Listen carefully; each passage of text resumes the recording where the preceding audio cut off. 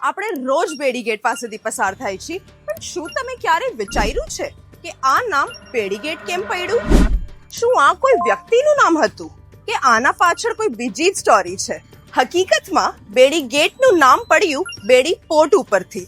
જ્યારે જામ રાવલ સાહેબે નવાનગરની સ્થાપના કરી ત્યારે શહેરને સુરક્ષિત રાખવા માટે દિવાલો અને ગેટ્સ બનાવ્યા. પછી 17મી સદીમાં વઝીર મેરામણ ખવાસે ફોર્ટ વોલ મજબૂત કરી અને એમાં મુખ્ય 5 દરવાજા બનાવ્યા, જેમાંથી એક છે બેડી ગેટ. આજે અહીંયા ગેટ નથી, પણ આ જગ્યાએ જૂના દરવાજાનું નામ આજે પણ જીવંત રાખ્યું છે.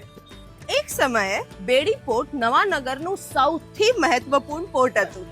એટલે બેડી ગેટ માત્ર એક નામ નથી, આ જગ્યા એક સમયે જામનગરને દુનિયા સાથે જોડવાનો એક ગેટવે હતો. હવે કોમેન્ટ કરીને જણાવો આગળ કયા નામની સ્ટોરી સાંભળવી છે, લાખોટા, ખંભાલિયા ગેટ કે ડિગ્જામ સર્કલ?